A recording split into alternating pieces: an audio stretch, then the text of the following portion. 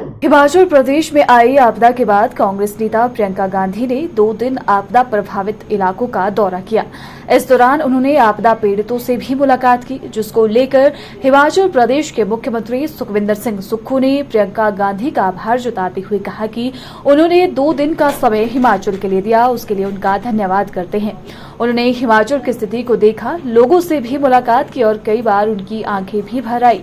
निश्चित तौर पर उनका भी मानना है कि इस आपदा को राष्ट्रीय आपदा घोषित किया जाए। मुख्यमंत्री ने कहा कि राहत पैकेज का भी इंतजार हम कर रहे हैं।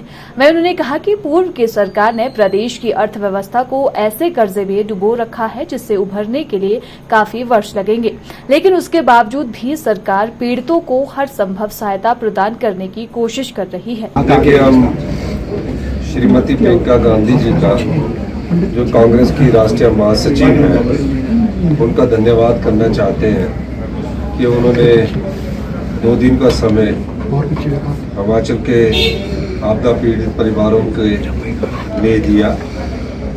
वो दिल्ली से आई, पूरे मनाली में उन्होंने देखा, मंडी के देवरी गांव में देखा, रास्ते में लोग उन्हें मिले और किस प्रकार पूरा हिमाचल आपदा से पीड़ित है।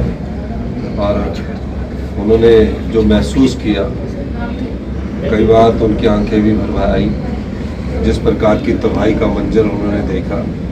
आज वो शिमला के शिप बॉडी में गई, फिर उसके बाद स्लाटर हाउस वाली जगह में गई और निश्चित तौर पर उनका भी ये मानना है कि इस आपदा को राष्ट्रीय आपदा घोषित किया जाए। और जो हम इंतज़ार कर रहे हैं, हमने काफ़ी दिनों से जो भारत सरकार के नियम है, पहली टीम भी आकर चलेगी है, दूसरी टीम भी आकर चलेगी है, और इसके अलावा हमें स्पेशल राहत पैकेज की ज़रूरत है, उसका इंतज़ार हम कर रहे हैं।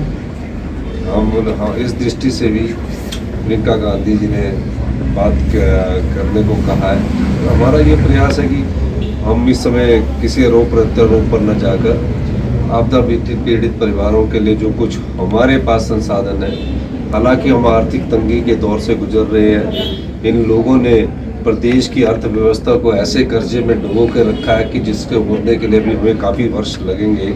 75,000 करोड़ का कर्ज हमारे सिर पर चढ़ा हुआ है और 7th पे कमीशन तो दे दिया, लेकिन देनदारियां हम पर छोड़ दी है।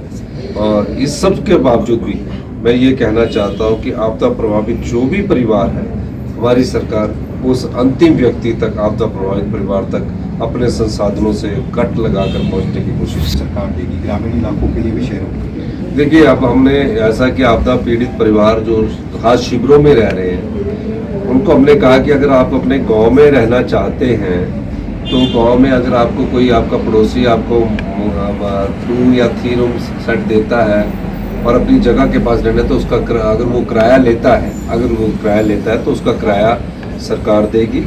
और शहर में जैसे कि कोई आपदा परिवारित शेल्टर होम्स में रह रहा है, उसका किराया भी सरकार देगी।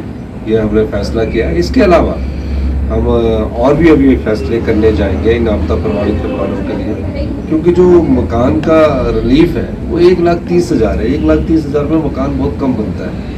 एक तो बात ये, इस पर हमारा कानून में बदलाव करने का विचार बन रहा है, और भी कानून में बदलाव करने का एक विचार ये भी बन रहा है कि जो हमारे यहाँ कानून है कि जो जिसके पास जगह नहीं होगी उसको हम 3 विश्वा जगह देते हैं, जिसके पास जगह नहीं होगी उसको 3 विश्वा जगह देते हैं हम।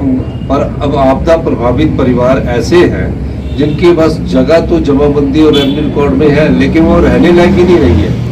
अब जो उनके नाम पर तो जगह है पर रहने लायक ही नहीं है, अपना मकान बनाने लायक ही नहीं है, तो उनको भी कैसे बसाना है इस 3 विश्वा जगह देकर। इस दृष्टिकोण से भी हमारी सरकार काम कर रही है।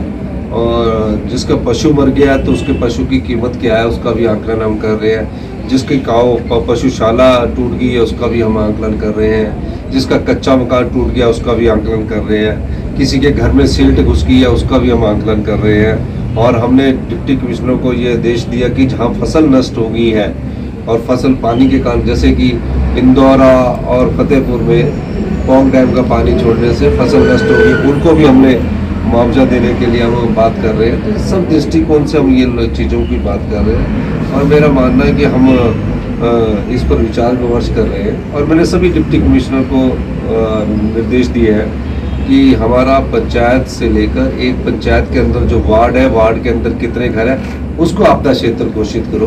हमने पूरे हिमाचल प्रदेश में आपदा क्षेत्र घोषित किया, लेकिन उसके बाद भी हम ये नहीं चाहते जो आपदा प्रभावित परिवार का हक है वही मिले, कोई दूसरा आदमी फायदा ना उठाए।